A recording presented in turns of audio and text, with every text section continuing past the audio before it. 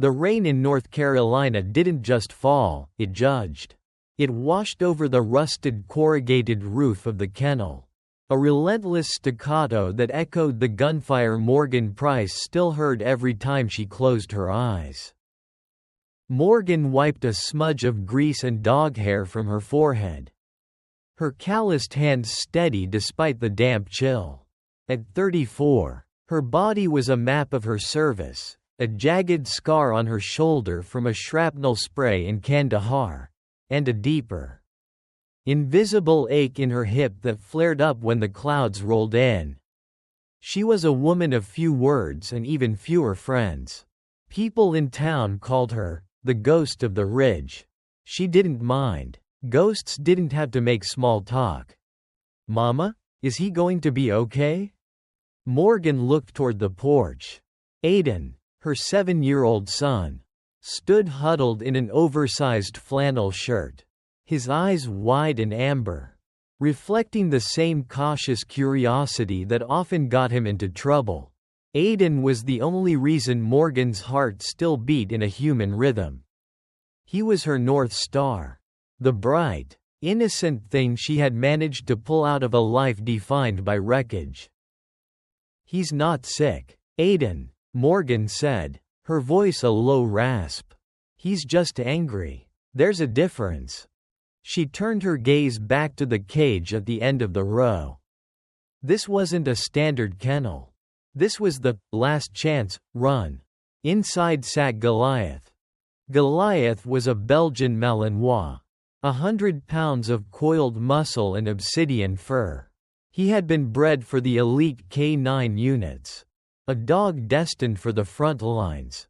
But Goliath had a glitch. In the military, they called it excessive aggression.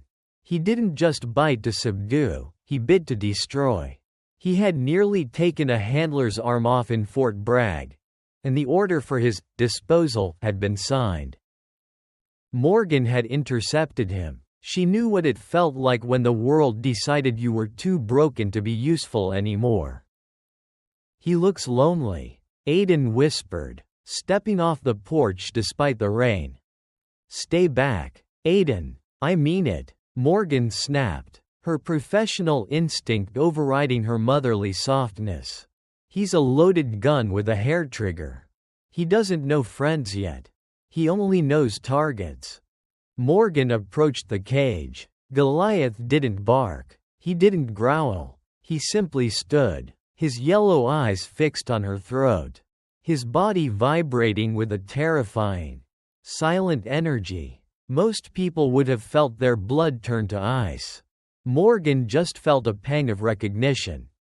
"You and me both, pal," she murmured, sliding a tray of raw protein through the slot. "Too much war, not enough home." As the night deepened, Morgan sat in her small living room. The walls lined with framed commendations she never looked at and photos of her late husband. A man the desert had claimed before Aiden was even born. She was cleaning her Beretta, a ritual of muscle memory. Her life was quiet, but it wasn't safe. You don't spend a decade in Black Ops intelligence without making monsters. She had spent years tracking the Silk Road of illegal arms, dismantling syndicates that had deep roots in the American underworld. She had retired to this mountain to hide, to raise Aiden in the scent of pine instead of cordite. But tonight, the air felt thin, the hair on her arms stood up. It wasn't the dog's growl that alerted her, it was the silence. The crickets had stopped. Click. The sound was faint, coming from the tree line 500 yards out. The sound of a thermal optic being engaged. Morgan didn't panic, she went cold. That was her gift. When the world caught fire, Morgan Price became the ice. "Aiden," she said, her voice a soft command. "Get in the cellar. Now. Take the radio." "Mama, what's wrong?" Aiden's voice trembled. He saw the way she gripped the pistol. He knew that look. "It's just a drill, baby. Like we practiced. 5 minutes of hide and seek. Go. She watched him disappear beneath the floorboards. Her heart squeezing, she blew him a silent kiss. Then extinguished the kerosene lamp. The house plunged into darkness. The first shot didn't hit the house. It hit the power transformer on the pole outside. A shower of blue sparks hissed in the rain, and the faint hum of the refrigerator died. Through the window, Morgan saw them, 4 figures, moving in a diamond formation. Professional, quiet. They weren't local police, and they weren't common thieves. These were cleaners. She checked her magazine. 15 rounds, 1 in the chamber, 2 spare mags in her belt. 16 bullets against 4 professionals. The math was ugly. Suddenly, a terrifying roar ripped through the rainy night. It wasn't a human scream. And it wasn't a normal bark. It was a guttural, primal sound that vibrated in the floorboards. Goliath. The intruders had made the mistake of cutting through the kennel perimeter. One of the men screamed, a high, thin sound that ended in a sickening wet crunch. Target intercepted. K9 on site. Kill it. Kill the damn dog. A voice yelled through the comms she could faintly overhear. A barrage of suppressed gunfire erupted. Morgan's heart hammered. She hated that she felt for the dog. But she couldn't let him die alone. Not when he was fighting her war. She kicked open the back door. Rolling into the mud, the rain blinded her, but she moved by memory. She saw the muzzle flashes near the kennels. Goliath was a blur of black fur. A shadow leaping through the dark. He had one man by the thigh, dragging him into the darkness of the woods. Goliath, break! Morgan yelled, though she knew he wouldn't listen.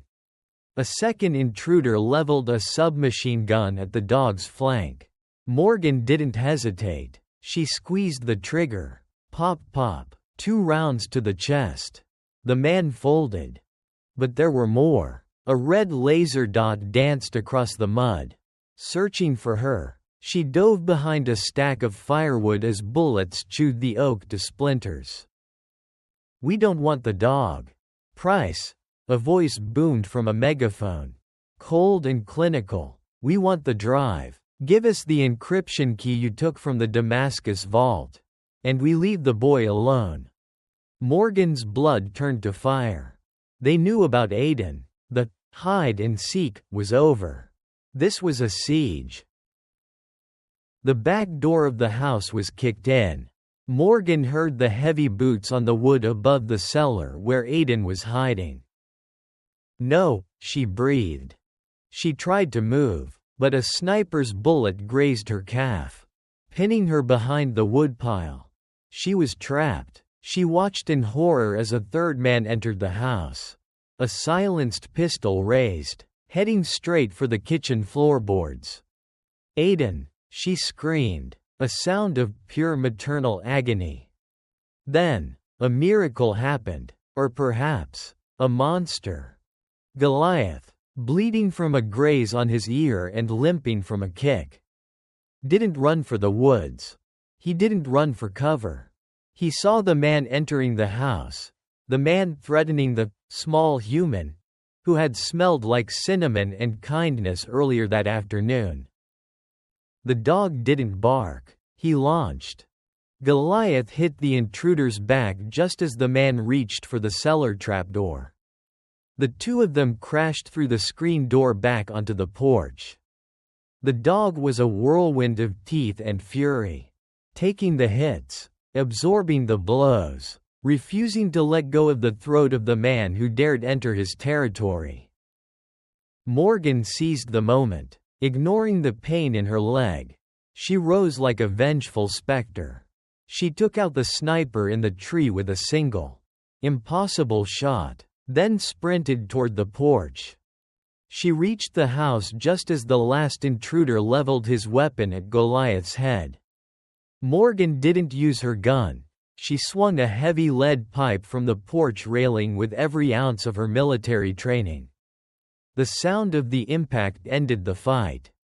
Silence returned, save for the heavy panting of the dog and the sobbing of a boy beneath the floor.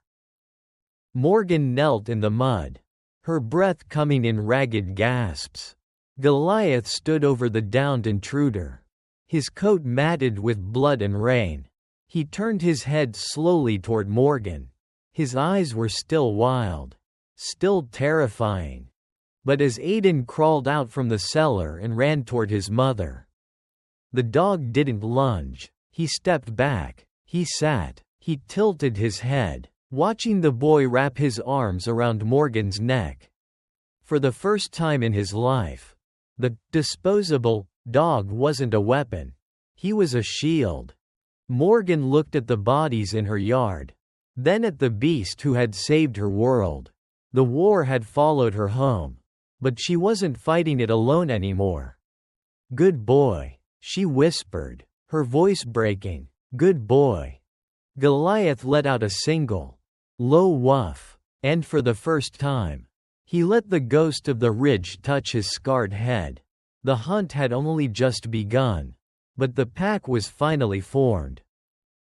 The silence that followed the gunfire was louder than the shots themselves. It was the heavy, suffocating silence of a life being dismantled. Morgan didn't lower her Beretta. She stood on the porch, the rain plastering her hair to her forehead, her eyes scanning the tree line for a fifth man, a sixth, a ghost. Beside her, Goliath sat like a statue carved from obsidian. He was panting, a low, wet sound, his tongue lolling out, stained dark with the blood of the man he'd just neutralized. "Aiden," Morgan said, her voice like cracking ice. "Stay in the cellar until I say the code word. Do you remember the word?"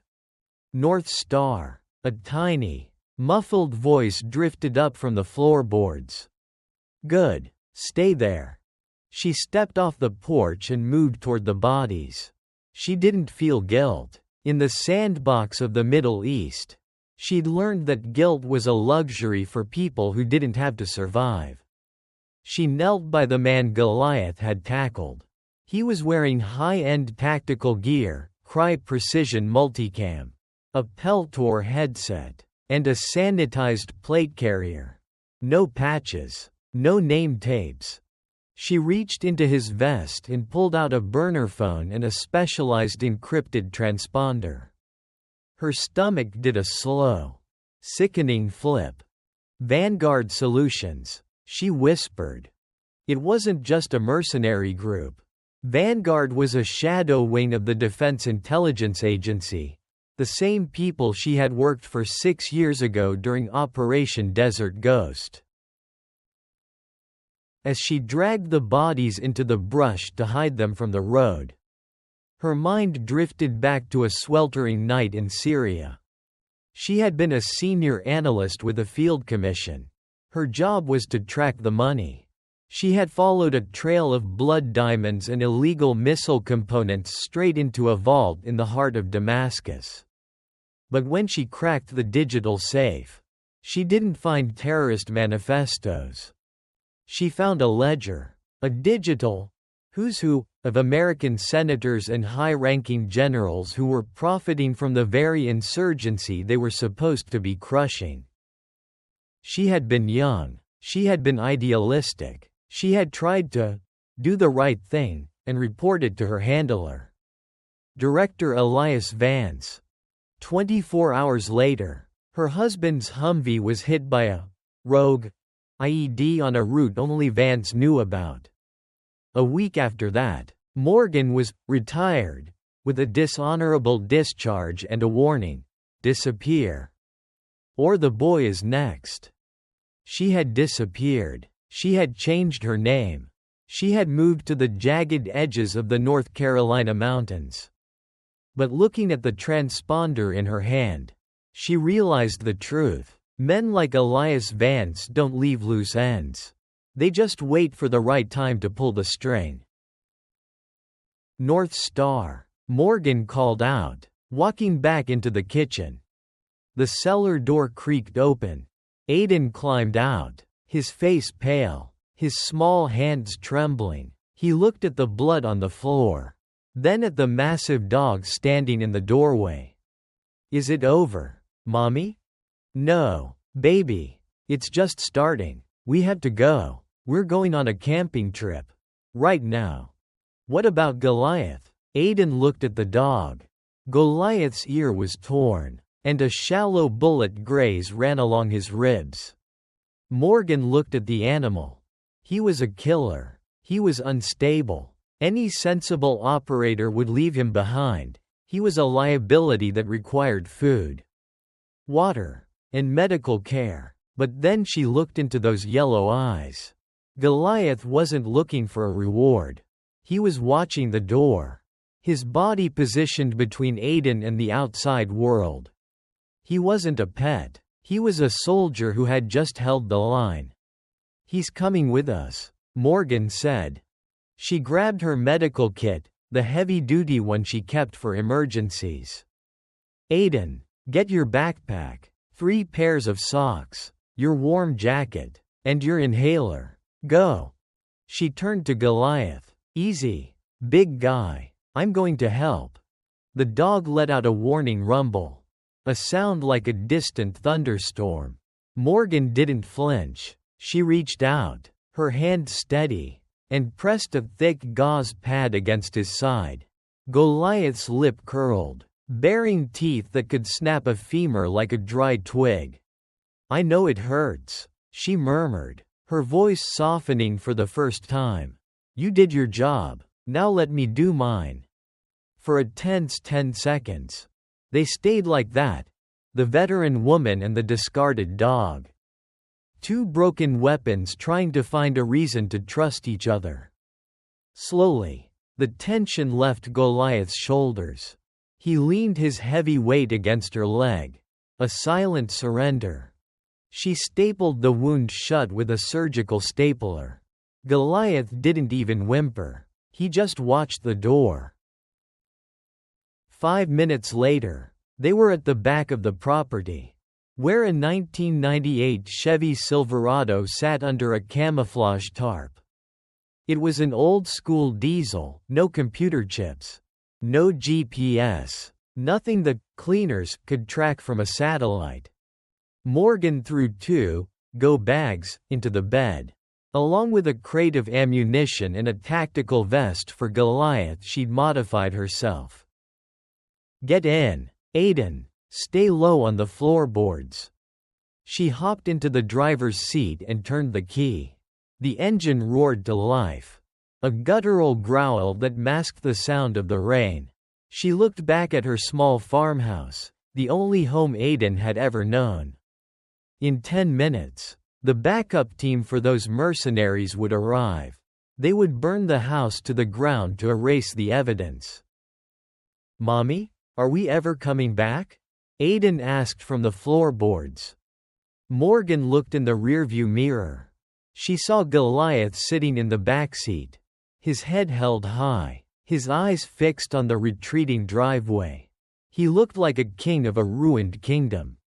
No, Aiden, Morgan said, shifting the truck into gear and slamming her foot on the gas. We're moving forward, and we're never looking back. As they tore down the muddy mountain road, Morgan reached into her pocket and pulled out the burner phone she'd taken from the dead man. It lit up with a single text message. Target not secured. Send the shepherd. Morgan's grip tightened on the steering wheel until her knuckles turned white. The shepherd. She knew that name. He was the most feared tracker in the DIA's arsenal, a man who didn't hunt for money, but for the sport of the kill. The hunt was no longer local. It was a national manhunt. She turned off her headlights and navigated the winding mountain curves by the faint glow of the moon, disappearing into the deep, dark heart of the Appalachians. The Silverado groaned as Morgan shoved it into 4 low. the tires clawing at a logging trail that hadn't seen a vehicle since the Clinton administration.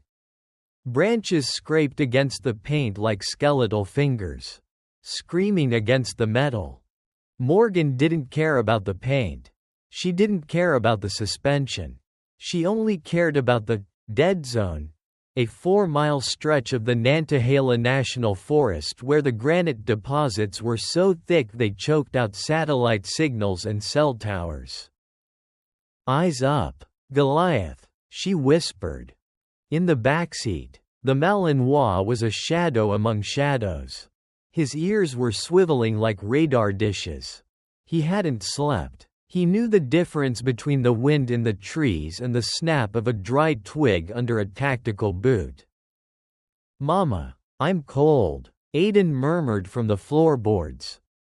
Morgan reached back without looking, handing him a thermal emergency blanket. "Wrap up, Bug. We're almost at the spider hole. Remember what I told you about the spider hole? It's a secret base," Aiden whispered, his voice trembling but brave. "Where the monsters can't find us." "That's right, but until we get there, we have to be quiet. Not a sound, not even a sneeze." 2 miles in, Morgan killed the engine. She didn't use the brakes. She didn't want the red glow of the taillights to reflect off the mist. She let the truck coast to a silent halt in a thicket of rhododendrons. The silence that followed was heavy. It was the kind of silence that made your ears ring. "Out," Morgan commanded. She rigged the truck with a simple tripwire flare, a nasty surprise for anyone who found it, and hoisted her pack. She carried 40 pounds of gear like it was a second skin. Aiden took his smaller pack, and Goliath leapt from the truck, his movements fluid despite his injuries. They hiked for 3 hours. Morgan led them through creek beds to mask their scent and over rocky ridges to avoid leaving footprints in the mud. She was ghosting, a skill she'd perfected in the Hindu Kush, where one misplaced step meant a sniper's bullet. Aiden struggled. His small legs were heavy, his breath hitching in the thin mountain air. Twice he tripped, and twice, before Morgan could even reach for him, a dark shape was there. Goliath didn't growl. He didn't bark. He simply moved his massive body under Aiden's arm, acting as a living crutch, steadying the boy until he regained his footing. Morgan watched them in the moonlight. The dog is adapting, she thought. He stopped looking for enemies and started looking for his pack. The spider hole was a masterpiece of paranoia. Concealed beneath a fallen hemlock tree and a layer of artificial turf covered in real forest floor debris. It was a reinforced shipping container buried 3 feet underground. Morgan punched a code into a hidden keypad. A heavy steel hatch hissed open. Inside, the air was stale but dry. It was stocked with 3 months of MREs, medical supplies, and enough firepower to start a small revolution. "Aiden, bed, now," Morgan ordered, pointing to a small cot. The boy didn't argue. He collapsed into the sleeping bag, his eyes closing before his head hit the pillow. Goliath paced the small perimeter of the bunker, his claws clicking on the metal floor. Before finally settling at the foot of Aiden's bed, he laid his heavy head on the boy's feet, his eyes fixed on the hatch above. Morgan didn't sleep. She sat at a small folding table, disassembled her Beretta, cleaned it, and reassembled it. Then she did the same with her suppressed Mk18 carbine. She pulled out the burner phone she'd scavenged from the mercenary. It was dead, no signal in the dead zone. But she didn't need a signal to check the stored data. She used a portable deck to bypass the encryption. Files scrolled past, maps, bank accounts, and then a photo. It was a long-range surveillance shot of her. Not from years ago, but from yesterday. She was at the grocery store in town, holding Aiden's hand. There was a red crosshair superimposed over her chest. Underneath the photo was a single line of text. Project Cerberus Asset Number 01. Terminate upon retrieval of the key. Morgan felt a cold shiver. Cerberus, the mythical three-headed dog that guarded the gates of hell. She looked at Goliath. Project Cerberus. Suddenly, Goliath's head snapped up. His fur bristled. A low, vibrating hum started in his chest, a sound so low it was felt more than heard. "What is it, boy?" Morgan whispered, her hand flying to her rifle. She climbed the ladder to the periscope, a series of hidden fiber optic cameras she'd hidden in the trees above. She flicked on the monitor. The forest was bathed in the eerie green of night vision. For a moment, she saw nothing but the swaying branches. Then, she saw it. A drone. It wasn't a standard quadcopter. It was a Black Hornet, a nano drone the size of a sparrow. Used for high-end indoor and forest floor recon. It was hovering just 10 feet above their hidden hatch. Its camera lens swiveling like a predatory eye. They didn't track the truck. Morgan realized with a jolt of horror. They tracked the dog. Goliath had a subdermal chip. A military-grade GPS tag buried so deep in his neck that she hadn't seen it in her quick medical check. "Damn it," she hissed. The drone dived toward the hatch. It wasn't just scouting, it was a paintball drone. It splashed a glob of ultraviolet dye onto the hemlock tree. A beacon that would glow like a neon sign to anyone wearing thermal goggles. A mile away, a wolf howled, but Morgan knew it wasn't a wolf. It was a signal. The shepherd was here.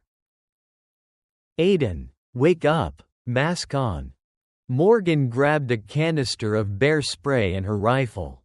She knew she couldn't stay in the hole.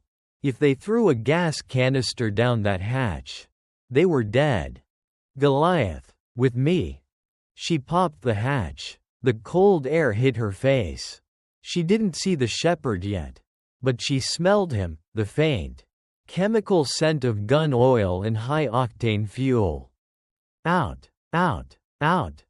They scrambled into the brush just as the first mortar round whistled through the air. It wasn't an explosive, it was an incendiary. The spider hole erupted in a pillar of white phosphorus, turning her sanctuary into a furnace. "Run," she yelled. They sprinted into the darkness. But the shepherd was a professional. He had predicted her exit route. A red laser dot appeared on Aiden's back.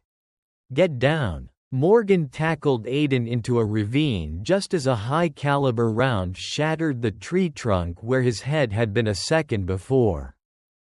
Goliath didn't wait for a command. He saw the flash from the sniper's nest 300 yards up the slope. He knew the scent of the man who had hurt him in the lab. The dog became a blur of black fury. He didn't run like a dog, he moved like a predator. Using the shadows, leaping over fallen logs, silent as death itself. "Goliath, no, come back," Morgan cried, but it was too late. The dog was gone into the dark. And from the ridge above, the screaming began. The white phosphorus from the spider hole burned with a haunting, ghostly light, casting long, dancing shadows against the pine trees. To anyone else, it would have looked like a forest fire. To Morgan Price, it looked like a funeral pyre for her last shred of safety. She pressed Aiden into the mud of the ravine, her body shielding his. The smell was everywhere now, burnt electronics, ozone, and the metallic tang of blood. "Stay down, Aiden. Don't breathe the smoke." she hissed, her eyes fixed on the ridge where Goliath had vanished. Above the crackle of the flames, she heard it, a scream. It wasn't the roar of a soldier, it was a high-pitched, panicked wail. Then came the sound of Goliath's jaws, a dry, snapping noise like a branch breaking. Then, a heavy thud. One scout down, but there were more. Target 2 is dark. I repeat, Target 2 is dark. A voice crackled from the radio Morgan had scavenged. The beast is in the wire. Send the transmission ended in a gargle.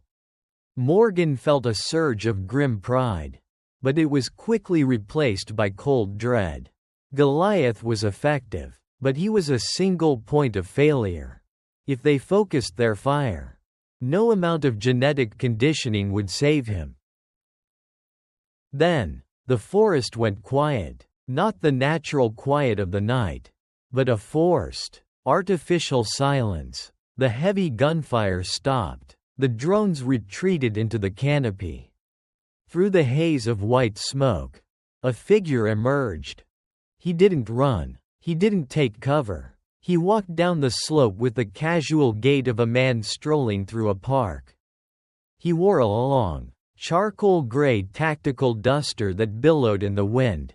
In his hand was a custom-built .338 Lapua bolt-action rifle, carried with the ease of a veteran violinist carrying his bow. This was the shepherd. Morgan, he called out. His voice was melodic, almost gentle, carried by a portable PA system that made him sound like he was everywhere at once. You always did have a penchant for the dramatic. Burying yourself in a hole? It's a bit beneath a woman of your talents, don't you think? Morgan's finger tightened on the trigger of her Mk-18. She had a clean shot at his chest. But she didn't take it. The shepherd wasn't an amateur. He wouldn't show himself unless he knew he was safe. She looked up. High above the shepherd, 2 more Black Hornet drones were hovering. Their thermal sensors locked onto her position. If she fired, they would paint her with a laser for a remote mortar strike before her bullet even hit the ground. Let the boy go, Silas, Morgan yelled, her voice echoing through the ravine. She knew his name, Silas Vane, the man who had trained her in the agency before he went private. The shepherd stopped 20 yards away, his face partially obscured by a ballistic mask. You know I can't do that. Morgan, the boy is the variable. But the dog, now. The dog is the prize. Project Cerberus cost the taxpayers $400 million. You stole government property. I'm just here to repossess it. Aiden whimpered, clutching Morgan's tactical vest. Mama, where's Goliath? As if on cue, a whimpering howl drifted down from the ridge. Morgan looked through her thermal optics. Her heart shattered. Goliath was pinned. A heavy-duty net, weighted with steel bolos, had been fired from a hidden trap. The Malinois was struggling, his powerful limbs tangled in high-tensile wire. Standing over him was another mercenary, his boot on the dog's neck. A high-voltage prod held against Goliath's flank. The dog was being tortured to keep him quiet. Here is the deal, Morgan, the shepherd said, tilting his head. Give me the encryption key, the one you have hidden in the boy's inhaler. I assume? Give me that, and I let you and the boy walk. I take the dog back to the lab. And we call it even. Morgan's mind raced. The encryption key contained the names of every dirty official in the DIA. It was her only leverage. If she gave it up, they were dead anyway. But if she didn't, she'd have to watch Goliath be executed. And then they'd come for Aiden.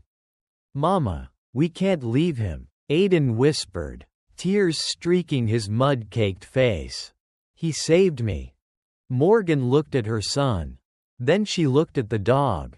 She saw the way Goliath's eyes were fixed on her, not asking for help, but waiting for a command.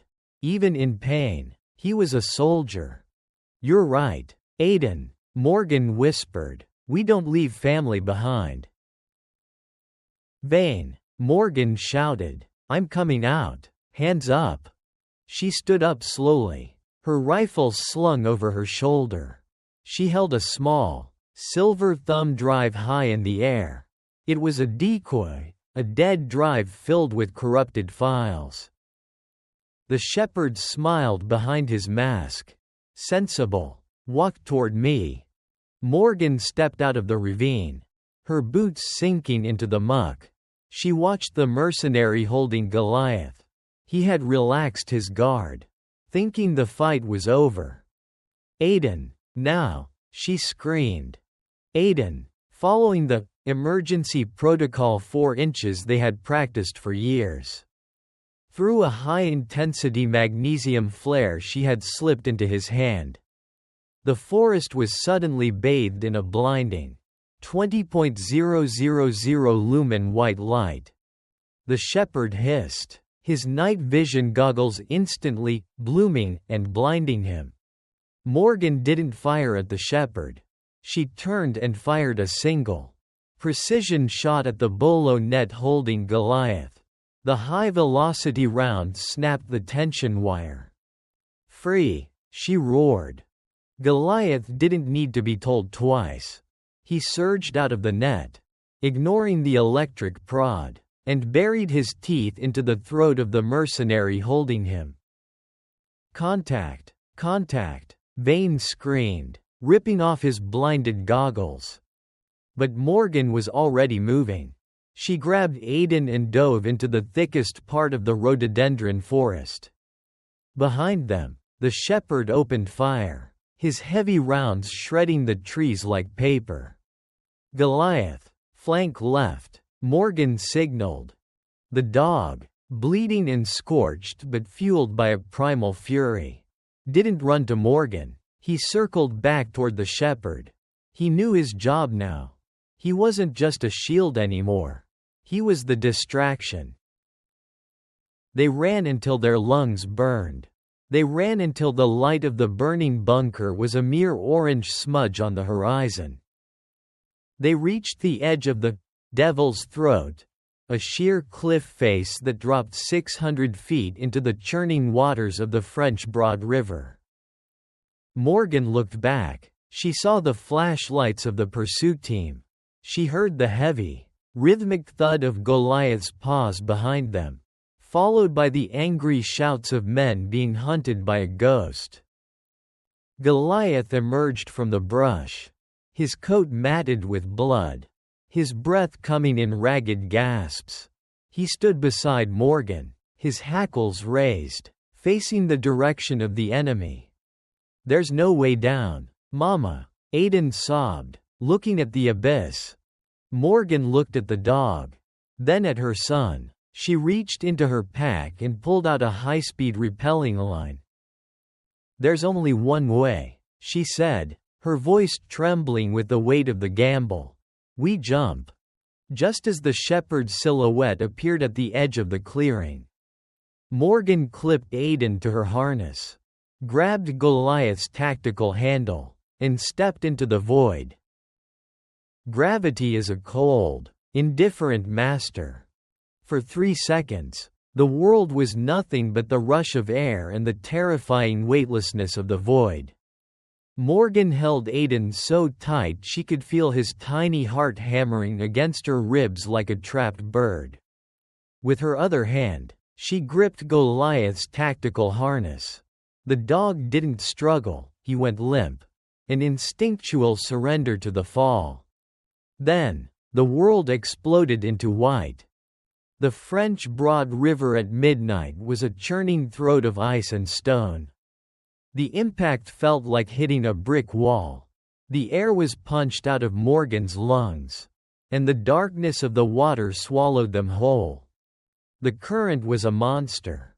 It twisted them, pulling them down into the boilers, underwater eddies that could trap a person until their lungs gave out. Fight it, Morgan's internal drill sergeant roared.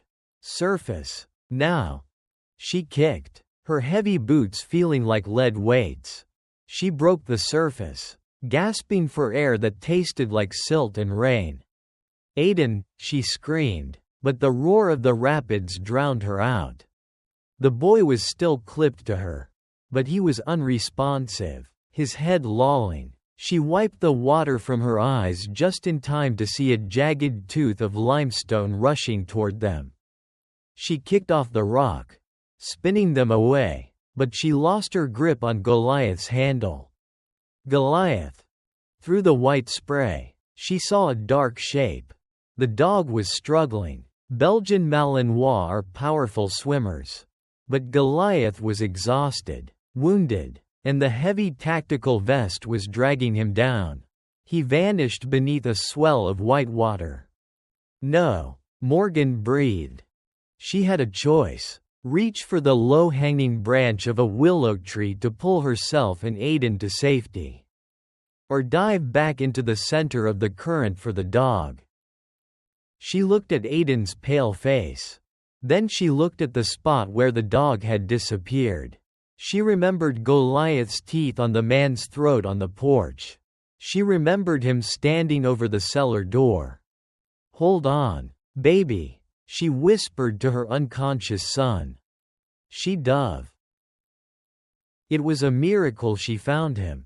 She felt the rough texture of his fur against her fingertips in the dark. She grabbed his collar and used every ounce of her strength to haul his massive head above the water. Goliath let out a choking cough, his paws paddling frantically. Work with me, big guy. Together, they fought the river. It took them another half-mile downstream before the current eased into a wider, shallower bend. Morgan dragged herself, the boy, and the dog onto a muddy bank beneath a limestone overhang. She collapsed into the muck, her body shaking with violent tremors. Hypothermia was setting in water this cold. She had minutes before her muscles stopped responding. She ignored her own pain. She unclipped Aiden. Aiden, look at me. She pumped his chest once, twice. On the third thrust, the boy coughed up a lungful of river water and began to sob. It was the most beautiful sound Morgan had ever heard. I've got you, she whispered, pulling him into her wet jacket, trying to share what little body heat she had left. But as she looked up, she saw Goliath. The dog hadn't moved. He was lying on his side on the rocks, his breathing shallow and ragged. The bullet graze on his ribs had been ripped open by the rocks in the river. And the water around him was turning a dark, sickly pink. Mama, Goliath is broken, Aiden sobbed, shivering uncontrollably. He's not broken, Morgan said, her voice snapping back into the specter persona. He's just wounded, and we're going to fix him. She knew the shepherds' teams would be moving downstream with thermal drones. They had maybe 20 minutes before the eye in the sky found them again. She couldn't build a fire. The heat signature would be a beacon. She opened her waterproof medical kit. Her hands were shaking so hard she had to bite her own lip to focus through the pain. Aiden, I need you to be a soldier, she said, looking her son in the eye. I need you to hold this flashlight. Keep it low. Cover it with your shirt so only a tiny bit of light comes out. Can you do that? Aiden nodded, his teeth chattering, and held the light over the dog's side. The wound was deep. A piece of jagged river stone had embedded itself in the muscle near the bullet track. If she didn't get it out, the infection or the internal bleeding would kill him by dawn. Morgan pulled out a pair of forceps and a bottle of high-grade antiseptic. Sorry, pal, she whispered to Goliath. She poured the liquid into the wound. The dog's body jolted. A low, Agonized whine vibrated in his chest. But he didn't snap. He simply looked at Morgan with eyes that seemed to ask, "Is this part of the mission?" Almost there. She reached in with the forceps. The sound of metal clicking against stone was sickening. She pulled. A 2-inch shard of flint came out, followed by a spurt of dark blood. She quickly packed the wound with hemostatic gauze, the combat gauze that burned to stop bleeding, and stapled the skin shut. Goliath's head fell back onto the mud. He was alive, but he was out of the fight. "We have to move," Morgan said, her eyes scanning the ridgeline above the river. "He can't walk, Mama." Aiden pointed at Goliath. Morgan looked at the 100-pound dog. She was a 5'7" woman, exhausted and freezing, but she had carried men twice his weight through the mountains of Tora Bora. She took her rappelling rope and fashioned a makeshift travois, a sled made of branches, and her own tactical poncho. She rolled Goliath onto it and tied the lines around her shoulders. "Stay behind me, Aiden. Step where I step." She began to pull. Every step was a battle against the mud and the weight. Her boots slipped, her muscles screamed, and the salt from her sweat stung the cuts on her face. Suddenly, she stopped.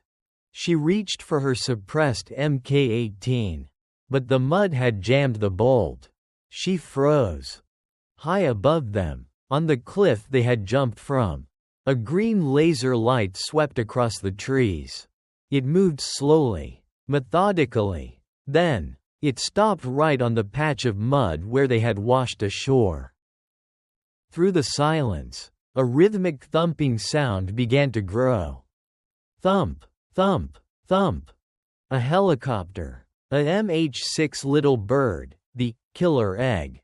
It was a silent running spec ops bird, equipped with FLIR, forward-looking infrared. Into the water, under the ledge, Morgan hissed. She dragged the sled with Goliath and shoved Aiden into a narrow crevice behind a waterfall. She pressed herself against the cold stone, pulling a thermal tarp over all three of them. The helicopter roared overhead, its searchlight cutting through the mist like a god's finger. The wind from the rotors whipped the water into a frenzy. Morgan held her breath. She looked at Goliath. The dog was staring up at the light. His lips curled in a silent snarl. Even at the edge of death, he wanted to fight. The light lingered for an eternity. Then, it moved on, following the river downstream. "They think we swept further down," Morgan whispered, "but the shepherd, he won't be fooled for long." She looked at the encryption key hidden in Aiden's inhaler. This little piece of plastic was the reason the world was trying to kill them. "Mama?" Aiden whispered in the dark. "Why do they want us so bad?" Morgan looked at the dark forest ahead. "Because, Aiden, we have the truth, and in this world, the truth is more dangerous than any bullet." She stood up, leaning into the harness of the sled, and began the long, agonizing climb into the heart of the mountains. They weren't just running anymore. They were heading for the crow's nest, her final contingency. And if the shepherd followed them there, she wouldn't jump again. She would finish it. The crow's nest wasn't a house. It was an old, decommissioned forestry fire watchtower perched on the jagged spine of Blackwood Ridge. Standing 70 feet tall on steel legs, it offered a 360-degree view of the valley below. To a tourist, it was a scenic overlook. To Morgan Price, it was a kill box. The final climb was a nightmare of vertical rock and frozen mud. Morgan's shoulders felt like they were being carved by hot knives as she hauled Goliath's sled up the narrow switchbacks. Almost there, she wheezed. her breath blooming in the moonlight. Aiden crawled behind her, his small hands red and raw from the cold. He didn't complain. He had seen his mother kill 3 men and survive a 60-foot drop into a freezing river. He was no longer just a child, he was a survivor's apprentice. They reached the base of the tower. Morgan unstrapped herself from the harness and collapsed against a steel girder. She looked at Goliath. The dog was conscious, his golden eyes hazy but focused. He tried to stand, his legs trembling like a newborn fawn's, and managed to let out a dry, raspy huff. "Stay down, Goliath," Morgan whispered, stroking his matted fur. "You've done enough. It's my turn to work the perimeter." The top of the tower was a single, square room with glass windows on all sides. It was stocked with cases of water, dry fuel tabs, and a long-range radio. But more importantly, the steel lockers beneath the floorboards held Morgan's insurance policy. She didn't rest. She couldn't. She knew Silas Vane. He was like a timber wolf. He would circle, sniff out the weaknesses, and strike when the moon was at its highest. "Aiden, eat this," she said, handing him a high-calorie protein bar and a bottle of electrolyte water. "Then, I need you to help me with the toys." For the next 2 hours, the fire watchtower became a fortress. Morgan moved with the mechanical efficiency of a master clockmaker. The tripwires. She descended the stairs and ran ultra-thin monofilament fishing line across the only 2 paths up the ridge. At the end of each line was a flashbang canister and a jar of CS gas. The dead space. She knew the shepherd would use the shadow of the cliff to approach. She rigged 3 directional claymore mines, not the explosive kind, but paint markers filled with permanent ultraviolet dye. If they tripped them, they would glow in the dark for her night vision scope. The psychological play. She took her old military jacket and stuffed it with straw and rags, placing it in the window of the tower. Judas decoy. "Mama? Why are you putting the doll there?" Aiden asked, watching her adjust the jacket. "Because Vane is a perfectionist," Morgan explained, her eyes cold as she checked the bolt on her Mk18. "He'll spend 20 minutes trying to get a perfect headshot on that jacket. That's 20 minutes he's not looking for us." While she worked, the radio on the table hissed to life. It wasn't a distress call. It was a broad-frequency broadcast. "Morgan, I know you can hear me." The shepherd's voice was calm, almost bored. It echoed through the small cabin, making Aiden jump. "You're at the tower. A classic choice. High ground, clear fields of fire. It's exactly what I taught you in the tactical course at Langley. But you're forgetting the first rule of the high ground, Morgan. It's also the biggest target on the mountain." Morgan didn't respond. Radio silence was her only shield. "I've been looking at Goliath's medical files," Vane continued. "Did they tell you why he was so aggressive? It wasn't just bad breeding. He was the first successful Neuralink candidate. There's a prototype chip in his brainstem, Morgan. It was designed to turn him into a remote-controlled predator. But it had a side effect. It didn't just take commands, it felt the emotions of the handler." Morgan looked at Goliath. The dog was resting his head on Aiden's lap. "He isn't protecting you because he's a good dog." The shepherd's voice turned mocking. "He's protecting you because he's hooked into your adrenaline. He's a mirror. Morgan, if you're a monster, he's a monster. And right now, you're the most hunted monster in America." Morgan reached out and turned the radio off. The silence that followed was deafening. "Is it true, Mama?" Aiden whispered, Is he a robot? Morgan knelt down and pulled both the boy and the dog into a hug. She felt the warmth of Goliath's breath and the tremor in Aiden's chest. No, Aiden, he's not a robot. He's a choice. He chose to save you. A machine doesn't make choices. Only a heart does that. Midnight arrived with a thick, cloying fog that rolled in from the valley, swallowing the base of the tower. Morgan sat in the corner. Her night vision goggles, NVGs, flipped down. The world turned a grainy, glowing green. She looked through the scope of her rifle, scanning the tree line 500 yards out. Suddenly, Goliath's ears twitched. He let out a sound that wasn't a growl or a bark. It was a sharp, staccato huff. Contact, Morgan whispered. She didn't see a person. She saw the fog move. A ripple in the mist that didn't match the wind. Click. 300 yards out, one of her tripwires snapped. A silent infrared flare ignited. Invisible to the naked eye but glowing like a sun through her NVGs.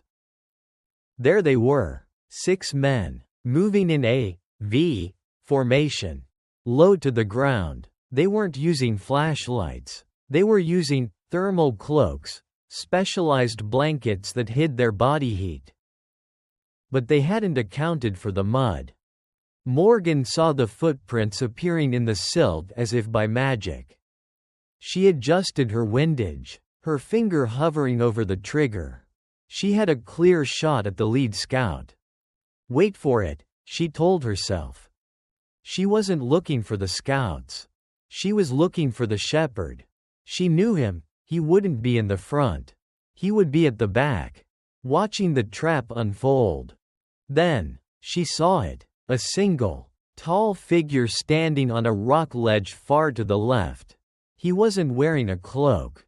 He didn't care about being seen. He was holding a handheld detonator. Aiden, get in the locker, now. Morgan lunged for her son just as the shepherd pressed the button. The ground didn't shake. Instead, a high-pitched, screeching noise tore through the air, an ultrasonic pulse designed to scramble K9 senses. Goliath let out a shriek of agony, clawing at his ears, his body thrashing on the floor. Goliath, Aiden cried. Cover your ears, Morgan screamed. At that moment, the windows of the watchtower shattered inward as a hail of suppressed gunfire shredded the room.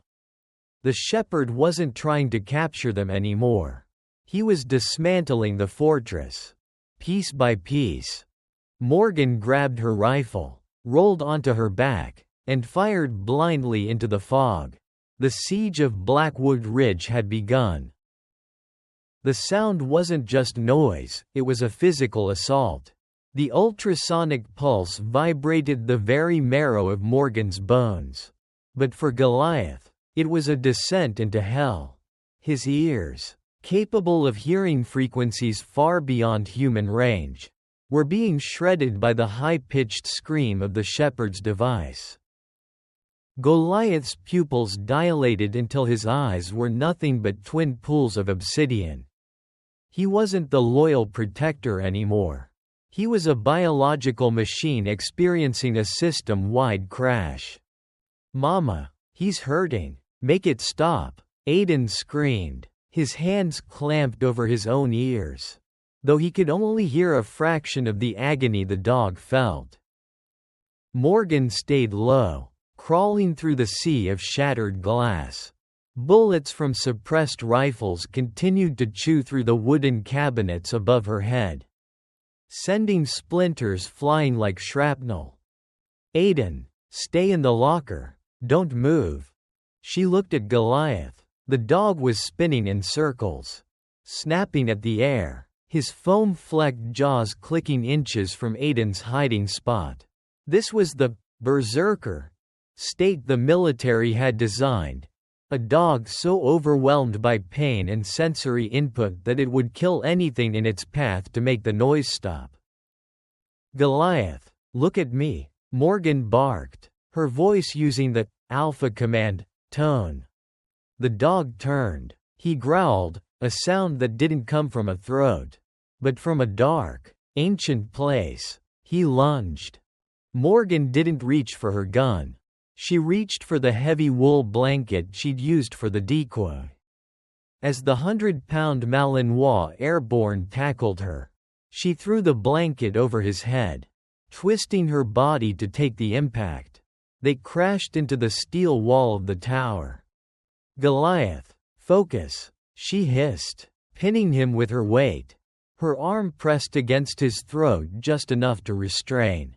Not to choke. "It's the noise. Not us. Find my heart. Find the beat."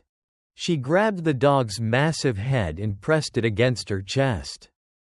Right over her heart, through the roar of the gunfire and the screech of the pulse. She forced herself to breathe slowly. In for 4. Hold for 4. Out for 4. Slowly. The frantic vibration in Goliath's body began to settle. He whimpered, a small, pathetic sound that broke Morgan's heart. The bond, the mirror, Vane had talked about, was working. She was the anchor in his storm. There on the stairs, Aiden's voice was a thin wire of terror. The steel structure of the tower hummed. Footsteps. Heavy, rhythmic, and fast. The first team was halfway up the 70-foot ladder. Morgan pushed Goliath toward the back corner. "Stay with Aiden. Protect." She grabbed her Mk-18 and rolled toward the trapdoor in the center of the floor. She didn't wait for them to come up. She pulled the pin on a flashbang and dropped it down the hole. Bang! The tower shook. A chorus of muffled groans and the clatter of dropped weapons echoed from below. Morgan leaned over the edge and opened fire. Pop, pop, pop. She wasn't aiming for kills. She was aiming for the gaps in their armor, the thighs, the necks, the feet. 2 men fell, tumbling 20 feet down to the next landing. But these were Vanguard professionals. The third man in line used his fallen comrade as a shield, thrusting a submachine gun upward.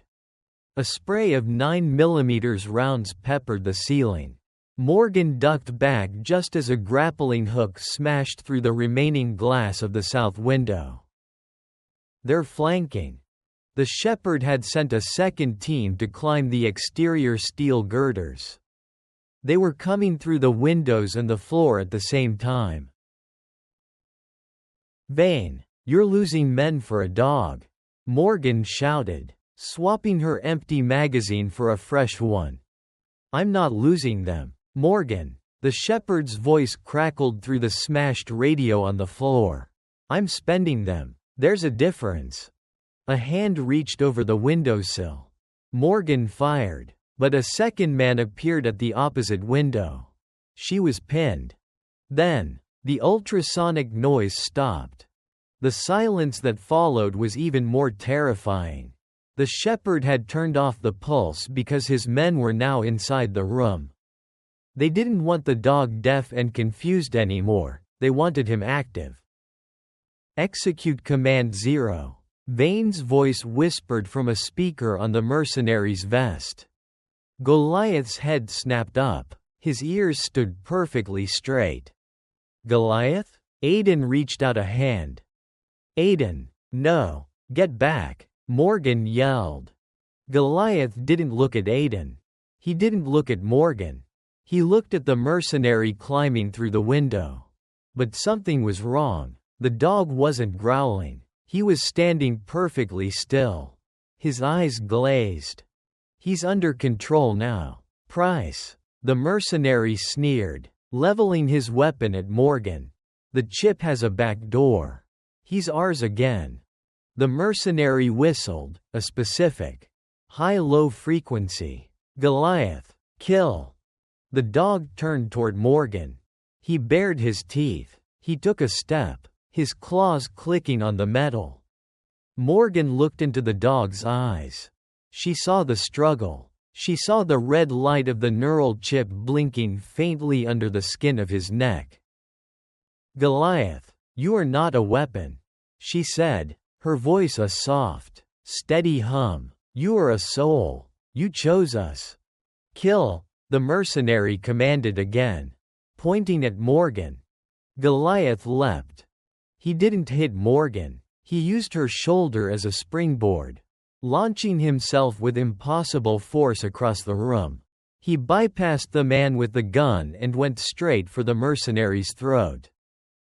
The neural chip hadn't won. The dog had faked the Command Zero state just long enough to get the enemy to lower their guard. The room turned into a whirlwind of violence. Goliath was a black blur, moving with a speed that exceeded his military training. He was a force of nature. Morgan didn't waste the second. She spun and fired at the man on the stairs, then turned to the window to intercept the next climber. "Aiden, under the desk. Keep your eyes closed." In less than 60 seconds, the tower room was clear.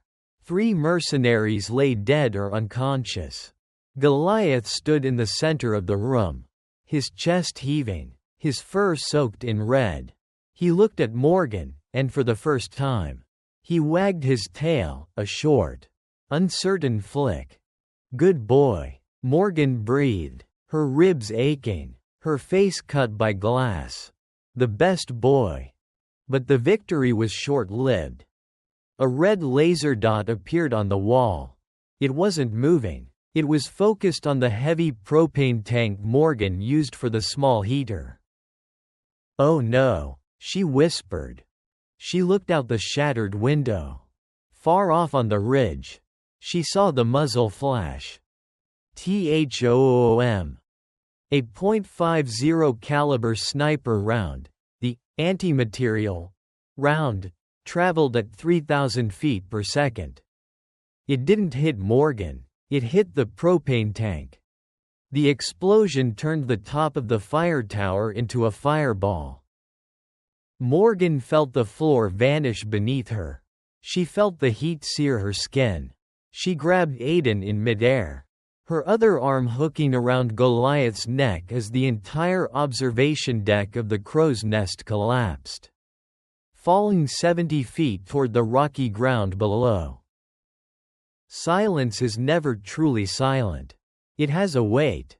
Morgan Price regained consciousness to the sound of her own blood pulsing in her ears, a thick, rhythmic thud that sounded like a shovel hitting wet earth. Her vision was a blur of charcoal grays and flickering orange. The world was upside down. She was pinned. A jagged steel girder from the tower's superstructure had crunched down across her legs, trapping her in a pocket of space between the wreckage and the frozen ground.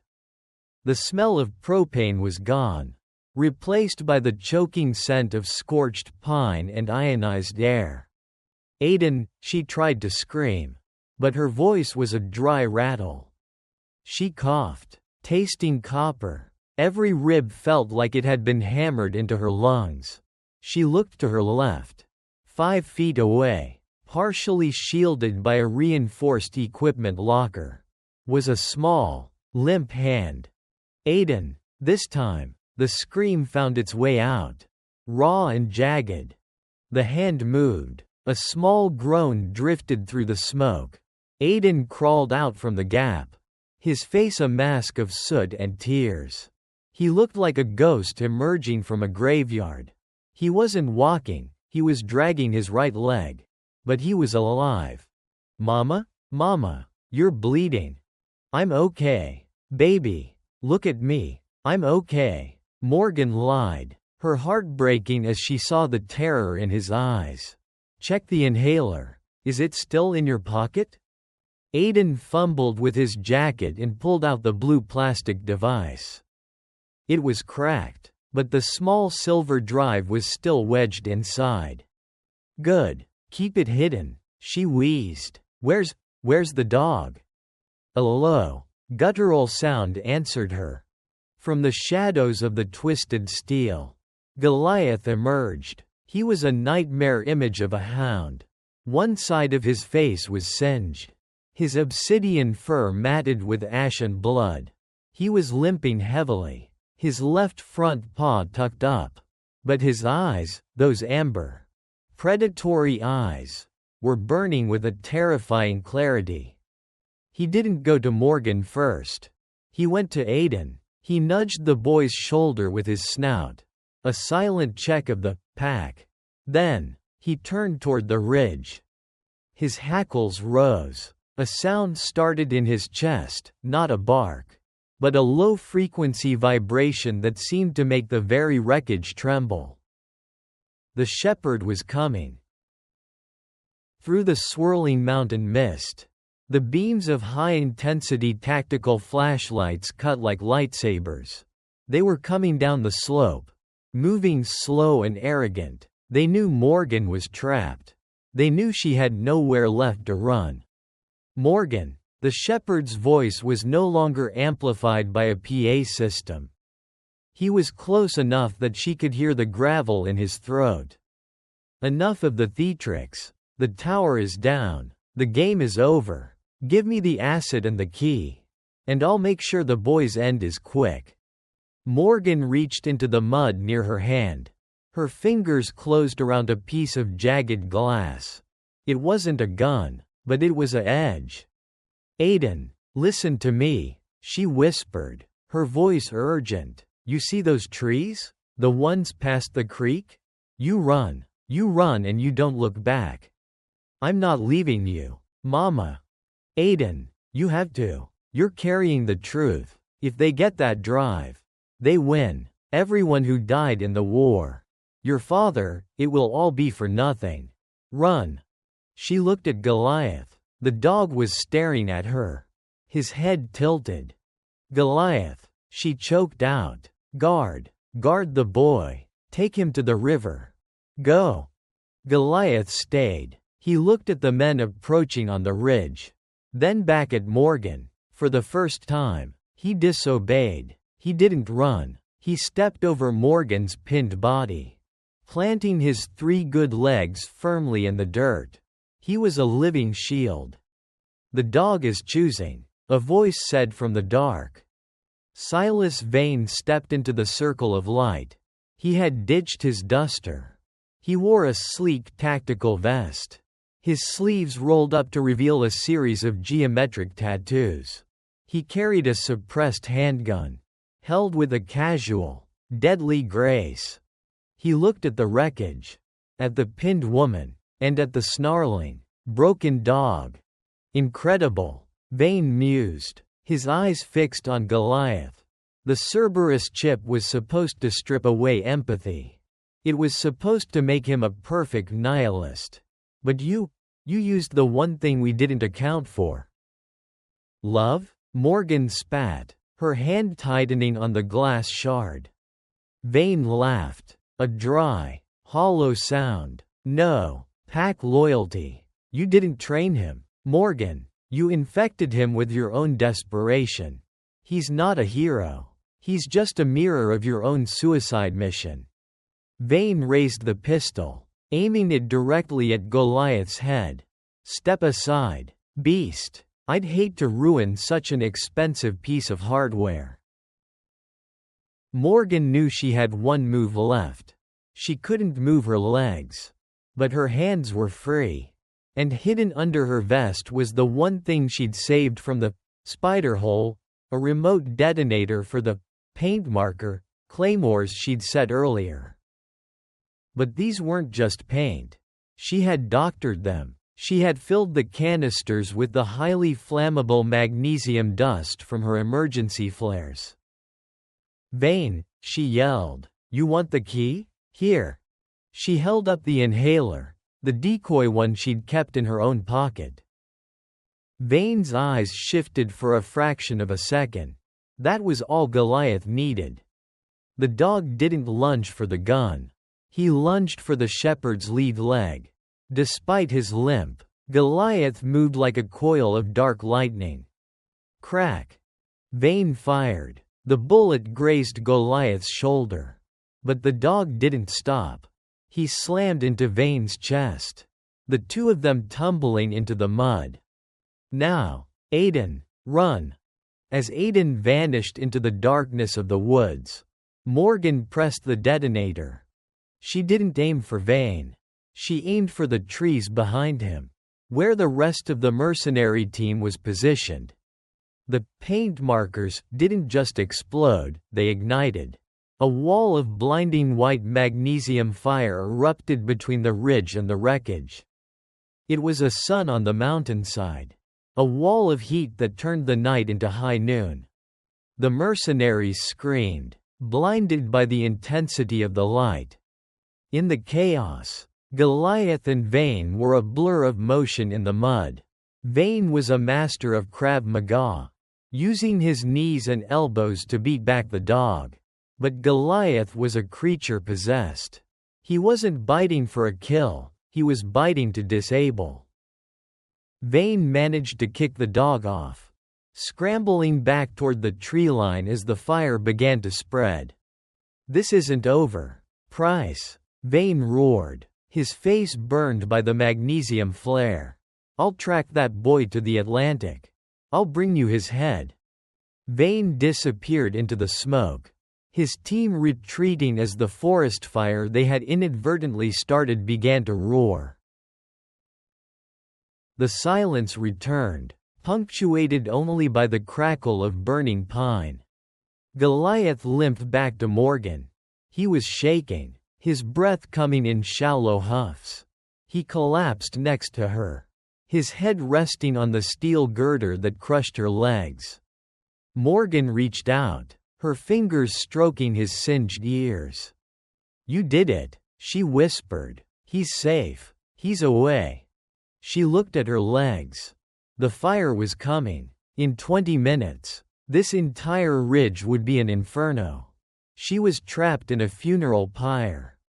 "Go, Goliath," she said, her voice breaking. "Follow him. Follow the scent. Find Aiden."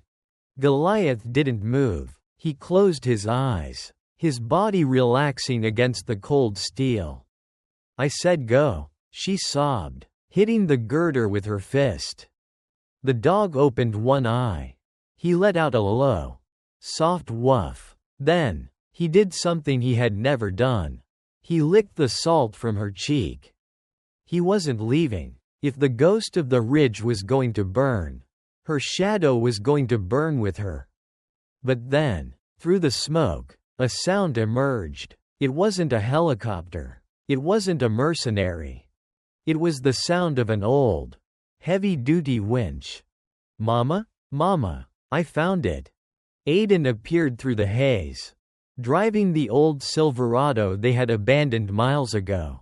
He had circled back, found the logging road, and used the truck's front winch to reach them. He had remembered the self-rescue training she had given him when he was 5. "Hook it to the beam, Aiden," Morgan yelled, a surge of adrenaline masking her pain. "Hook it and back up." The boy jumped out, dragging the heavy steel cable. He looped it around the girder with the frantic strength of a child saving his world. The cable snapped taut. The truck groaned, its tires spinning in the mud. The girder began to lift, slowly, agonizingly, off Morgan's legs. "Goliath, help her," Aiden cried. The dog stood up, his 3 good legs shaking, and shoved his shoulder under Morgan's arm, hauling her out of the trap as the steel beam rose. They scrambled into the truck just as the first trees exploded into flames. As they sped away from the burning ridge, Morgan looked in the rearview mirror. The crow's nest was gone. Her old life was gone. She looked at Aiden, who was steering with white-knuckled focus, and at Goliath, who was sleeping in the back seat, his wounds finally starting to clot. They were broken, they were hunted, but they were together. "Where are we going, Mama?" Aiden asked. Morgan looked at the silver drive in the inhaler. The truth was out of the bag now. There was only one place left to go. To the person who started all of this. Morgan said, her eyes turning into flint. We're going to see Director Vance. The salt air of the South Carolina coast didn't taste like freedom. It tasted like rust and old secrets. 300 miles from the smoking ruins of Blackwood Ridge, the old Silverado sat tucked under a camouflage netting in a derelict boatyard outside of Charleston. Morgan Price sat on the tailgate, her legs wrapped in heavy compression bandages, a bottle of industrial-strength ibuprofen in her hand. She looked at her reflection in the truck's side mirror. The ghost of the ridge was gone.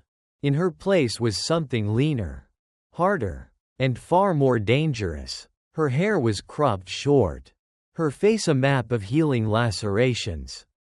Beside her, Goliath was undergoing his own transformation. The dog was no longer the sleek, obsidian predator of the K9 unit. He was a patchwork of scars and staples. His left ear notched, his flank shaved where Morgan had performed her field surgery. But the way he stood, steady, silent, his gaze locked on the horizon, told a different story. He wasn't just a dog anymore. He was a survivor. Aiden, Morgan said, not turning around. I'm ready, Mama. Aiden stepped out from the cab of the truck. He was wearing a tactical headset Morgan had salvaged and a small, oversized plate carrier. He held a tablet computer, the one Morgan had used to bridge the encryption on the drive. You stay at the point of no return, Morgan instructed, her voice a low, steady hum. If my signal goes red, or if you see a Vanguard drone, you hit the delete key on the drive and you run to the contact in the harbor. Do you understand? Aiden looked at the silver drive. The truth is more important than the rescue. I remember. Morgan pulled him into a brief, fierce hug. The truth is what keeps us alive. Bug. But the dog is what brings me home. Director Elias Vance's private estate was a masterpiece of architectural paranoia. Built on a private island accessible only by a single reinforced bridge. It was surrounded by miles of pliant, sucking pluff mud and salt marsh. It was guarded by a Tier 1 security detail, thermal cameras, and a seafaring radar system. Vance wasn't just hiding, he was waiting. He knew Morgan would come. People like her didn't run forever. They eventually turned around and bit back. Morgan and Goliath didn't use the bridge. At 2 o'clock hours, under a moonless sky, two shapes emerged from the black water of the marsh. Morgan was in a specialized rebreather suit, moving with a slow, rhythmic stroke. Beside her, Goliath swam with his head barely breaking the surface, a camouflaged flotation vest keeping him level. They reached the seawall, a 10-foot barrier of smooth concrete. Morgan pulled a pressurized grappling launcher from her hip. Whip! The rubber-coated hook caught the railing. She hauled herself up, her injured legs screaming as she crested the wall. She reached down, grabbing Goliath's harness, and pulled the 100-pound dog up as if he were a feather. Adrenaline was a hell of a drug. We're in, she whispered into her comms. I see you on the thermal bypass. Mama. Aiden's voice crackled in her ear. 2 guards at the gazebo. 1 on the balcony. They're using a rotating patrol pattern. Every 90 seconds. There's a blind spot near the generator room. Copy that. Goliath. Ghost. They moved through the manicured gardens like smoke. Goliath was in his element. In the woods. He was a hammer, here. He was a scalpel. He moved on the balls of his paws. his breathing synchronized with Morgan's. When they reached the first guard near the generator, Morgan didn't even have to give the command. Goliath vanished into the shadows of a manicured hedge.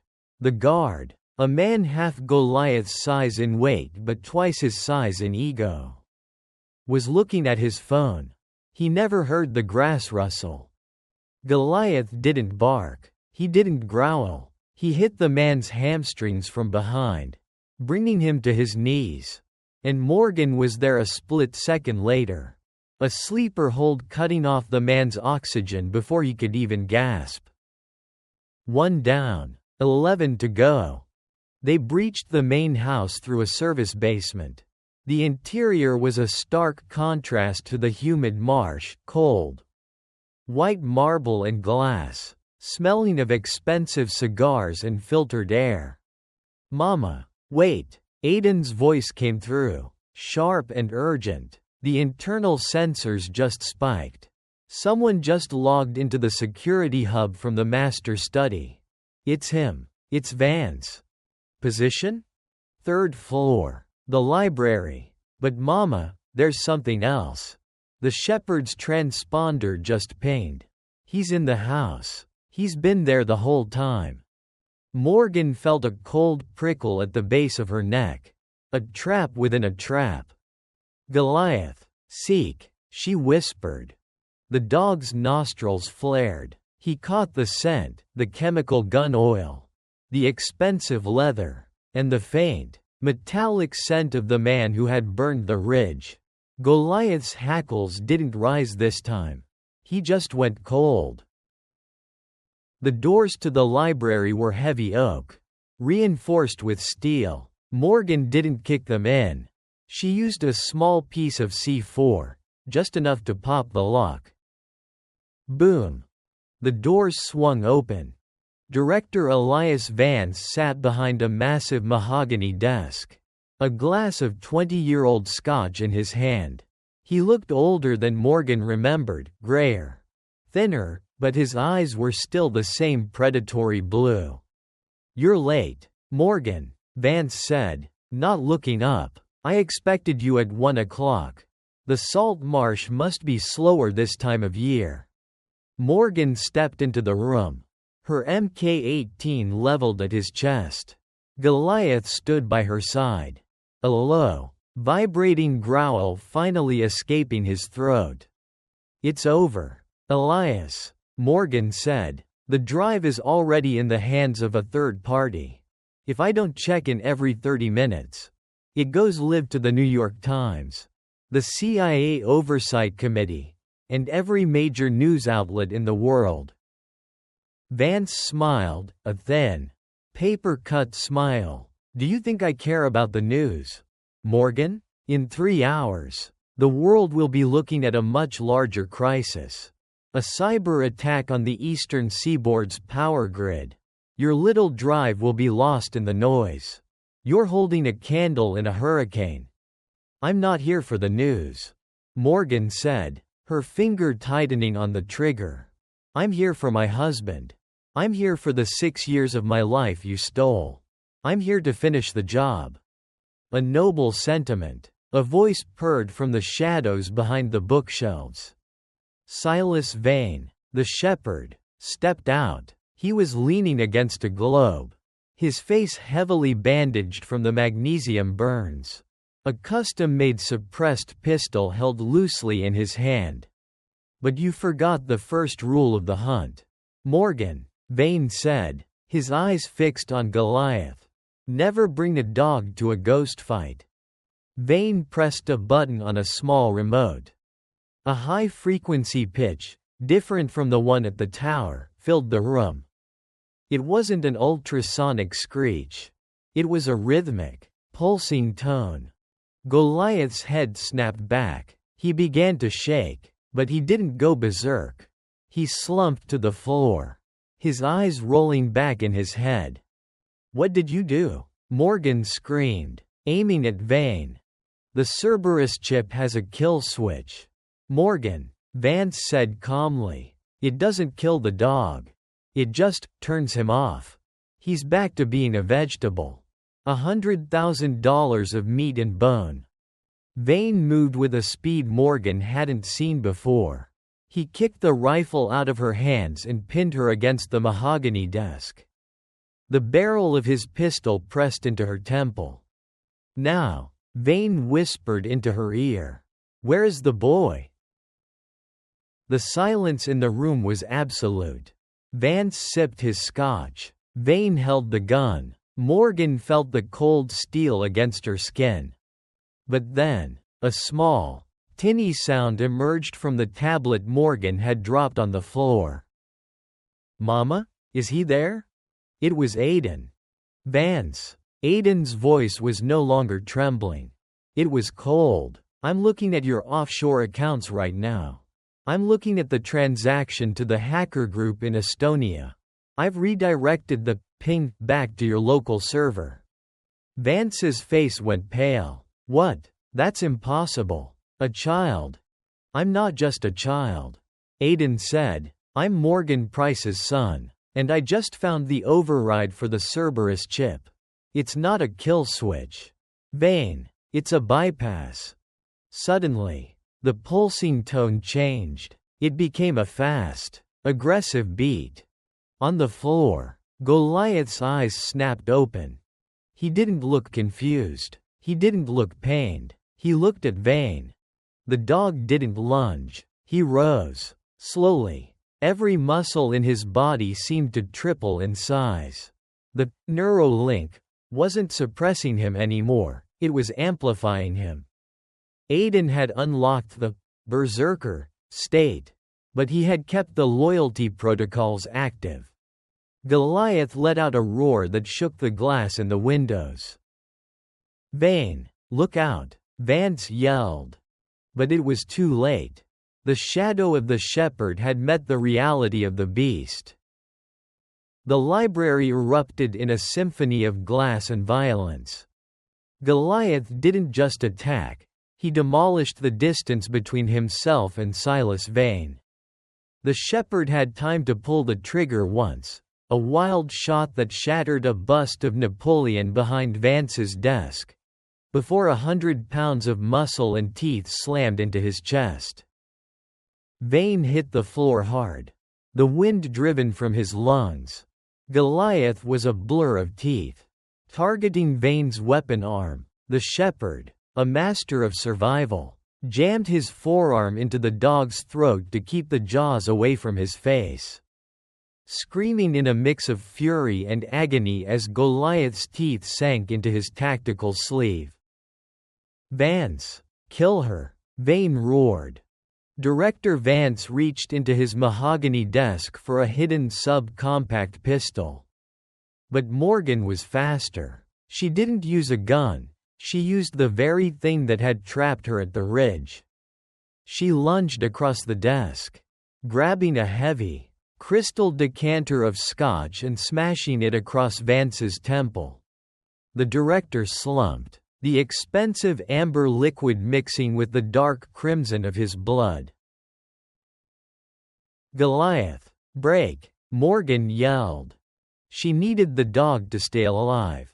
And Vane was reaching for a combat knife at his small of his back. Goliath released the arm and pivoted, snapping at Vane's leg as the shepherd scrambled to his feet. Vane was fast, terrifyingly fast. He kicked Goliath back and unsheathed a serrated karambit knife. "You should have died in the mountains, Morgan," Vane hissed, his face a distorted mask of burned scars and rage. "It would have been cleaner." "I've never liked clean," Morgan rasped, drawing her own tactical blade, the one her husband had carried in the sandbox. They circled each other in the center of the burning room. In the background, the alarms were wailing. The bypass Aiden had executed was overheating the house's electrical grid. Sparks showered from the ceiling like golden rain. "Mama, the security teams are at the door," Aiden's voice screamed through the tablet. 30 seconds. "Hold them off. Aiden, hit the fire suppression system." Suddenly, the ceiling vents didn't spray water. They sprayed halon gas, a fire suppressant that robs the air of oxygen. It was lethal for anyone staying too long. But it created a thick, white fog that blinded the thermal cameras of the approaching guards. Vane lunged. His knife was a silver streak in the white haze. Morgan parried, the sound of steel on steel ringing like a bell. She was slower because of her legs. But she was lower. She used her center of gravity to stay stable. Vane swung again, cutting a shallow line across Morgan's cheek. She didn't flinch. She stepped into his guard, slamming her forehead into his nose. Crunch. Vane stumbled back, and that was the opening Goliath had been waiting for. The dog didn't go for a limb. He went for the center of mass. He launched from the top of the mahogany desk, hitting Vane's shoulders. The momentum sent both the man and the beast crashing through the floor-to-ceiling windows. They fell 30 feet onto the marbled terrace overlooking the Atlantic. Morgan dragged herself to the shattered window, gasping for the thinning air. Below, she saw them. Vane was on his back, the karambit still in his hand. But Goliath was standing over him. The dog was bleeding from a dozen small cuts, his breathing a wet rattle. Vane raised the knife for a final, desperate strike at the dog's underbelly. Goliath, finish! Morgan's voice echoed like a thunderclap across the marsh. Goliath didn't hesitate. He clamped his jaws onto Vane's right wrist, twisting with a sickening crack, and with a final, primal heave, dragged the shepherd toward the edge of the stone terrace. Below the terrace lay the Devil's Grinder, a series of rusted iron pylons from the old seawall, submerged in the churning tide. Vane realized too late what was happening. His eyes widened, reflecting the fire from the house above. He tried to grab the dog's fur, to pull him down with him. No, Morgan screamed, terrified the dog would go over the edge. But Goliath knew, at the very edge of the precipice. The dog released his grip and dug his claws into the marble. Silas Vane, the shepherd, the man who had turned dogs into monsters and men into ghosts, fell silently into the dark. There was no splash, only the hollow thud of metal on stone. The hunter was gone. "Mama, the house is going to blow. Get out." Aiden's voice was frantic now.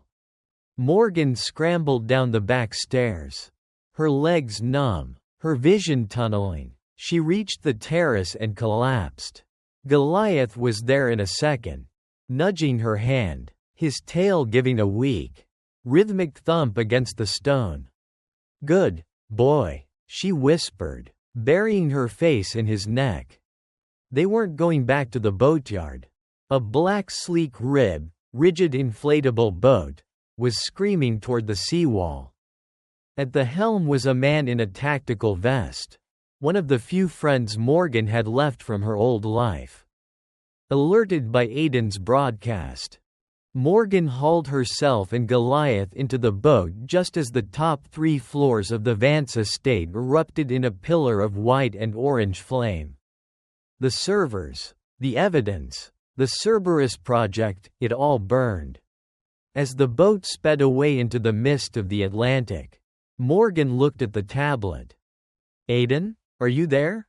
"I'm here, Mama. I have the drive. It's done. The upload is at 100%. Morgan leaned back against the rubber side of the boat, pulling Goliath close. The dog rested his head on her lap, his eyes finally closing in a deep, earned sleep. For the first time in 6 years, the ghost of the ridge felt the sun beginning to rise, not just on the horizon, but in her soul.